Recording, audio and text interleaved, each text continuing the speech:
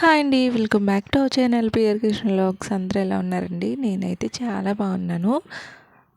ఈరోజైతే బుధవారం అండి. బుధవారం వ్లాగ్ అయితే ఇప్పుడు పోస్ట్ చేస్తున్నాను అన్నమాట. ఇంకా మార్నింగ్ లేవగానే టీ అయితే పెట్టేశాను. టీ చూసారా ఎలా ఉందో, మొత్తం ఆకులు ఆకులుగా ఉంది. డాడీ ఏదో టీ పౌడర్ అయితే తీసుకొచ్చాడు.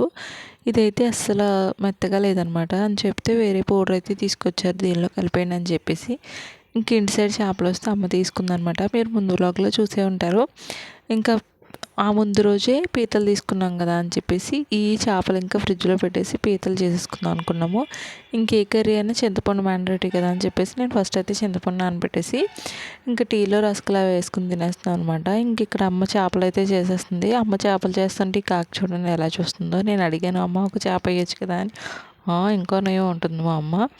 ఇంకా అమ్మ చేపలు చేసేసి లోపలికి తీసుకొచ్చింది కదా. ఇంక నేను పీతలు ఉన్న బాక్స్ దాకలో అయితే వేసి ఆ చేపలు అయితే ఫ్రిడ్జ్లో పెట్టేశాను అనమాట. ఇంకా ఫస్ట్ అసలు ఎవరు బ్రేక్ఫాస్ట్ అది చేయలేదు కదా. మా మహిగడేమో బిస్కెట్స్ అవి తినేస్తున్నాడు. మేమేమో రస్కులు టీ అవి తాగేసాం కదా. తొందరగా వంట చేసేద్దాం అని చెప్పేసి ఇంకా వంట అయితే స్టార్ట్ చేసేద్దాం అనుకున్నాను. ఫస్ట్ అయితే మిషన్లో అయితే బట్టలు వేసేస్తున్నాను, ఈలోపు వంట అయిపోతుంది కదా అని చెప్పేసి. ఇంకా ఫస్ట్ మిషన్లో అయితే బట్టలు వేసేసిన తర్వాత ఇంకా ఈ ఆనియన్స్ అవి కట్ చేసేసుకుంటున్నాను అనమాట. ఆల్రెడీ మసాలా అయితే ప్రిపేర్ చేసి పెట్టేసుకున్నాను. ధనియాలు, జీలకర్ర, వెల్లుల్లిపాయ జస్ట్ పేస్ట్ అనమాట. పీతలు చేపల్లోకి అదే వేస్తాను, అందుకని చెప్పేసి ఇంకా అదైతే ప్రిపేర్ చేసి పక్కన పెట్టేసుకొని ఇంకా ఆనియన్స్ అవి కట్ చేసేసుకున్నాను కదా. ఇవైతే స్టవ్ మీద వేసేసుకుంటున్నాను. ఇందులో పీతల కర్రీ రెసిపీ అంటూ అంత డెప్త్గా లేదు, కానీ నేనైతే చెప్పేస్తాను. ఇంకా ఆయిల్ వేడైన తర్వాత ఆనియన్, పచ్చిమిర్చి వేసి వేయించేసుకోవాలి. అవి వేగిన తర్వాత టమాటా అయితే వేసి వేయించేయాలన్నమాట. టమాటా కూడా మంచిగా మగ్గిపోయిన తర్వాత ఇంకా మనం ముందుగానే క్లీన్ చేసి పెట్టుకున్నాం కదా పీతలు, అవి కూడా వేసేయాలి. ఒక 2-3 మినిట్స్ ఉండేసరికి పీతలు కొంచెం ఇలాగా కలర్ అయితే మారుతాయి అన్నమాట. ఇవి ఇలా కలర్ మారిన తర్వాత నేను ఆల్రెడీ ఆనియన్స్లో ఉప్పు వేసాను అనమాట. అందుకని చెప్పేసి ఇక్కడ కారం, పసుపు అయితే వేసేస్తున్నాను. ఇది వేసేసి ఆ పీతలకు మంచిగా కారం, పసుపు పట్టేలాగైతే తిప్పేసుకోవాలండి. మనం ఆల్రెడీ చింతపండు నానబెట్టుకున్నాం కదా, ఆ చింతపండు పులుపు అయితే వేసేసుకోవాలి. మీరు టమాటా ఎక్కువ వేస్తే చింతపండు తక్కువ వేసుకోండి. నేను ఇక్కడ సగం సగం అయితే వేస్తున్నాను. ఇంకా కర్రీ అలా స్టవ్ మీద పెట్టేశాక మా అయ్యగారికి అయితే స్నానం చేపించేసి తీసుకొచ్చాను అనమాట. తీసుకొచ్చేలోపు ఇక్కడ పీతల పులుసు కూడా రెడీ అయిపోయింది. ఇంకా దోశల కోసం అని చెప్పేసి రైస్ ఇంకా మినపప్పు అయితే సెపరేట్గా నానబెట్టాను. అమ్మేమో రైస్ పొయ్యి మీద చేసేసింది. నేను కర్రీ ఇంట్లో చేశాను కదా. అగైన్ చూస్తే నేను షాంపూ అయితే రెడీ చేసుకుని తలకైతే షాంపూ అయితే పెట్టేసుకుని హెడ్ బాత్ చేసి అయితే వచ్చేసాను. ఇంకా బట్టలన్నీ అయిపోయింది, చెల్లెలకి ఇచ్చాను అనమాట ఆరేసామని. నేను ఫస్ట్ మా అయ్యగారికి అన్నం తినిపించేసాక నేను తినేసిన తర్వాత అప్పుడైతే హెయిర్ లీవ్ చేసేసుకొని కోమ్ చేసేసుకుంటున్నాను అనమాట. అమ్మాళ్ళు ఇక్కడ బయట చీపురు రెడీ చేస్తున్నారు. అంతే, వాకలు తుడుచుకోవడానికి దానికి చీపురు లేదని చెప్పేసి కొబ్బరి పుల్లలతో అయితే చీపురు చేస్తారు. అది మీకు ఎంతమందికి తెలుసో కమెంట్ చేయండి. ఇంకా అదైతే చేస్తుంది అనమాట.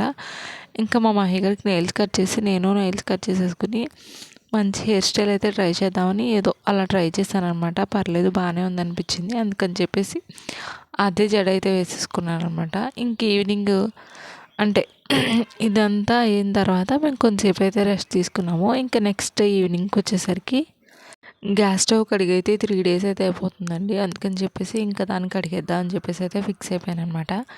ఇంకా మినపప్పు అవి కూడా నానిపోయినాయి. ఇంకా నేను లూజ్ హెయిర్ వదిలేసి జడ అయితే వేసేసుకుని ఫస్ట్ టీ అయితే పెట్టేస్తున్నాను అనమాట. టీ స్టవ్ మీద పెట్టేసి మినపప్పు కడిగేద్దాం అని చెప్పేసి బయటకి అయితే వెళ్ళిపోయి ఇంక ఇక్కడ మినపప్పు పెద్ద గిన్నెలో వేసుకుని అయితే కడిగేస్తున్నాను. మా మహిళ నాకైతే హెల్ప్ చేస్తున్నాడు వాటర్ అవి తెచ్చి. ఇంక ఇదంతా అయిపోయిన తర్వాత చెల్లెళ్ళేమో బయట గిన్నెలు అవి కడిగేస్తున్నారు. నేను ఆల్రెడీ మినపప్పు కడిగేశాను కదా.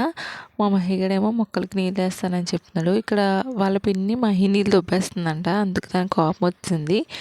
ఇంకా అమ్మేమో కొబ్బరి చీపులు అవి తీసేసి ఇంకా నీళ్ళు పడుతుంది అనమాట. కుళాయి వాటర్ అవి వస్తుంటే నేను ఈ లోపు ఇంట్లోకి వచ్చేసరికి టీ అయితే అయిపోయింది. టీ వేసేసి అందరికీ కూడా నేను ఫస్ట్ టీ అయితే తాగేస్తున్నాను. నెక్స్ట్ ఇంకా మినపప్పు కడిగి పెట్టాను కదా, అదైతే వేసేస్తున్నాను అనమాట. డాడీకి ఎన్నిసార్లు చెప్పినా సరే ఈ మన పొట్టు మినపప్పు అయితే వేస్తారండి. దానివల్ల కడుక్కోవడం ప్రాసెస్ అదంతా అవుతుంది నాకు. ఇంకా మినపప్పు కూడా గ్రైండర్లో వేసేసిన తర్వాత మా మేగడికి అయితే స్నానం చేపించేసి ఈవినింగ్ స్నానం చేపించేసి అయితే తీసుకొచ్చానమాట. ఈవినింగ్ కొంచెంసేపు అలా బయటికి అయితే వెళ్ళొచ్చాము. అందుకే ఈ రోజంతా వ్లాగ్ ఏమీ షూట్ చేయలేదు. ఇంకా మా మాయగడైతే నాకు కిస్ పెడుతున్నాడు. ఇంకా మా మాయి ఇంకా అయిన పప్పు అవుతుందా లేదా అని చెప్పేసి అయితే చూసుకుంటూ ఉన్నాను అనమాట మధ్యలో. ఇంకా అప్పటికి పప్పు అయితే అవ్వలేదు. అందుకని చెప్పేసి మా మయ్యడికి అన్నం తినిపించి ఇలా అప్పు అవుతుంది కదా అని చెప్పేసి వాడికి అయితే ఆమ్లెట్ అయితే వేస్తానమాట. ఇంకా వాడికి ఆమ్లెట్ వేసేసి అన్నం తినిపించేసరికి ఇంకా పప్పు అయితే మెత్తగా అయితే అయిపోయిందండి. అందుకని చెప్పేసి ఇంకా వేరే గిన్నెలోకి అయితే తీసేసుకుంటున్నాను. ఇలా లాస్ట్లో కొద్దిగా వాటర్ అయితే యాడ్ చేసి పప్పు అంతా తీస్తానమాట. ఇంక ఇక్కడ మా మయ్యగారిని అయితే పడుకోబెట్టేశాను. వాడు పడుకునేసరికి 7 అలా అవుతుందనమాట. వాడు ఫుడ్ తినేసాడు కదా, ఇంకా పడుకున్నాడు. అమ్మ ఏదో వచ్చి అడిగింది, నాకు భలే కోపం వచ్చింది. ఇంకా మీరు ముందు వ్లాగ్లో చూసే ఉంటారు, పప్పు అంటే ఉప్మా ఇవంతా పడిపోయి డస్ట్ అంతా పడిపోయిందనమాట స్టవ్ మీద.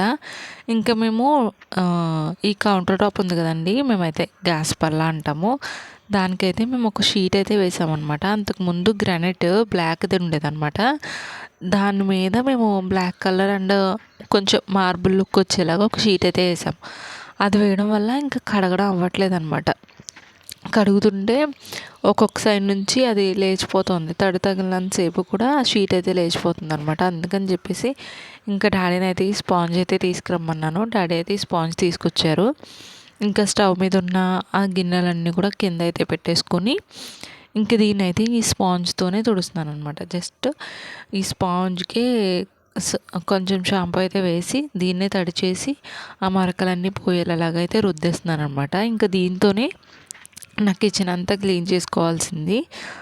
ఇంకా వాటర్ అయితే తగలకూడదు అని చెప్పేసి అయితే ఫిక్స్ అయిపోయాను అనమాట ఆ గ్యాస్ బల్ల చుట్టూ కూడా. ఇంకా అందుకని చెప్పేసి జస్ట్ తొడవడం వరకే దీంతో అనమాట. ఇంకా తడి దాంతో ఇదంతా అయితే క్లీన్ చేశాను. ఒక 5 to 6 minutes అయితే పట్టింది నాకు ఇదంతా తుడిచేయడానికి. మరీ ఎక్కువ మరకలు అయితే లేవండి, జస్ట్ ఆయిల్ పడింది, కొంచెం కొంచెం టీ పొంగిని అవి ఉన్నాయన్నమాట. అందుకని చెప్పేసి ఇంక దీంతో అయితే తుడిచేస్తున్నాను. లేదు ఇంకా ఎక్కువైపోయి జిడ్డు పట్టేసిందంటే కనుక ఇంకా స్టవ్నే బయటికి తీసుకెళ్ళి కడిగేద్దామని అయితే ఫిక్స్ అయిపోయాను అనమాట. ఇంకా దీన్ని అయితే నీట్గా అయితే తుడిచేసానండి. చూడొచ్చు మీరు మంచిగా ఇంతకుముందు దానికి ఇప్పటికి డిఫరెన్స్ అయితే చూడొచ్చు. మంచిగా అయితే అయిపోయిందనమాట.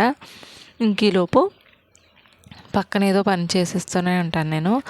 బట్టలు అయితే ఆఫ్టర్నూన్ బట్టలు ఉతికాం కదా, అవి అయితే తీసుకొచ్చి మడత పెట్టేసిన తర్వాతే ఈ పని అంతా అయితే స్టార్ట్ చేశాను అనమాట. ఈ కిచెన్ ఈ స్టవ్ అంతా క్లీన్గా ఉంటే ఒక పెద్ద టాస్క్ అయితే అయిపోతుందండి. ఈ కిచెన్లో ఉండే ఎవరికైనా సరే ఇదే అర్థమవుతుందనమాట. కిచెన్ మొత్తం క్లీన్గా ఉంటే, స్టవ్ మొత్తం క్లీన్గా ఉంటే ఆ రోజు చాలా పీస్ఫుల్గా ప్రశాంతంగా అయితే ఉంటుందన్నమాట.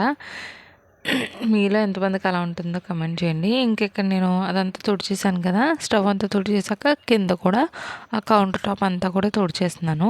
ఫస్ట్ ఇదంతా కూడా మొత్తం ఇది పాలో టీయో పొంగిపోయిందండి.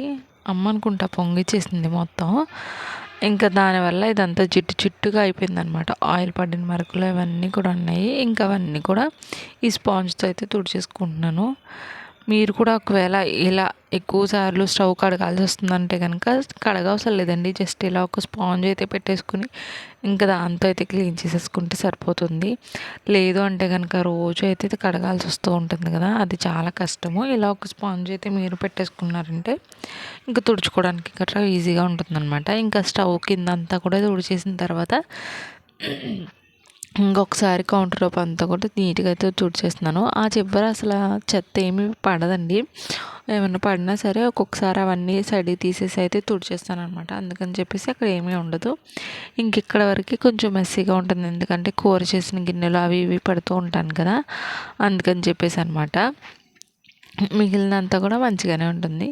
ఈ కిందంతా కూడా మా గ్రైండర్ మిక్సీలు అవన్నీ పెట్టుకోవడానికి ఒక కబోర్డ్లా ఇచ్చారు.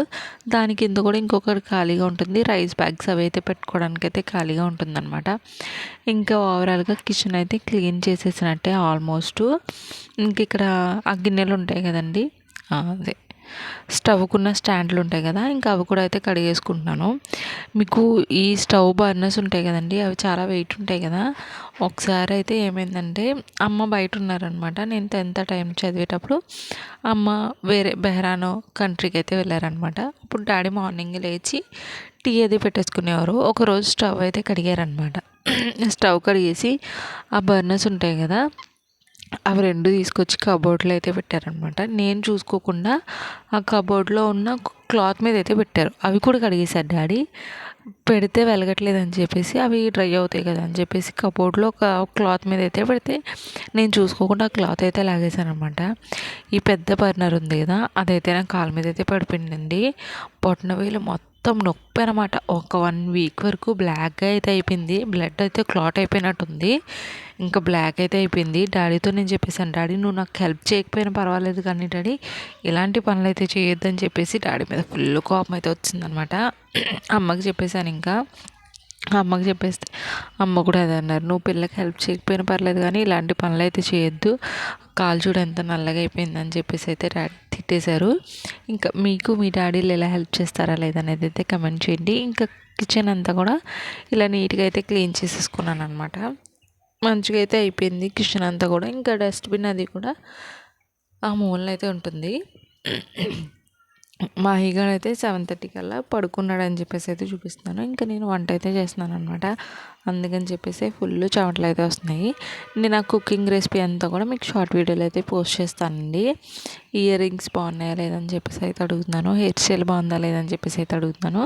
ఇంకా ఈరోజు కర్రీ ఏం చేశానంటే నైట్ డిన్నర్లోకి ఇలా ఆమ్లెట్ లాగా అయితే వేసి, హాఫ్ బాయిల్ ఆమ్లెట్ లాగా అయితే వేసి కర్రీ చేస్తున్నాను అనమాట. కర్రీ అయితే చాలా బాగుందండి. ఇంకా మనం నార్మల్గా చేసుకునే కర్రీ, కానీ నేను అదంతా షార్ట్ వీడియోలో అయితే పోస్ట్ చేశాను, చూడండి. ఇంక ఇక్కడ కర్రీ అంతా అయిపోయిన తర్వాత నేనైతే డిన్నర్ చేసేస్తున్నాను అనమాట. కర్రీ అయితే చాలా చాలా బాగుంది. వేడి వేడి అన్నంలో వేడివేడిగా ఉన్న కూర వేసుకొని తింటుంటే భలే సాటిస్ఫాక్షన్గా ఉంటుంది కదా. ఇంకైతే నేను తినేస్తున్నాను. మా గారు పడుకున్నాడు కాబట్టి ఇంత ప్రశాంతంగా అయితే తింటున్నాను. ఇంకా అందరూ పడుకున్నాక దోమల కోసం అయితే అగరబత్తి అయితే వెలిగించిస్తాను అనమాట. మీరు ఎంతమందికి దోమలకి అగరబత్తి పెడతారు లేదా ఆల్ అవుట్ పెడతారు అనేది అయితే కమెంట్ చేయండి. ఈ వీడియో నచ్చితే లైక్ చేయండి. ఛానల్ ఇంకెవరైనా సబ్స్క్రైబ్ చేయకుండా కనుక చూస్తున్నట్లయితే సబ్స్క్రైబ్ చేసుకోవడం మర్చిపోవద్దు. ఇంక ఇక్కడ దోమల అగరబత్తి పెట్టేసిన తర్వాత అంతకుముందు వ్లాగ్లో చూపించాను దోశల బ్యాటర్ పొంగిపోయిందని చెప్పేసి, అందుకని చెప్పేసి ఇప్పుడు భయం వేసి ప్లేట్ అయితే పెట్టేసి అయితే పడుకున్నాను అనమాట. Thank you for watching. Bye, good night.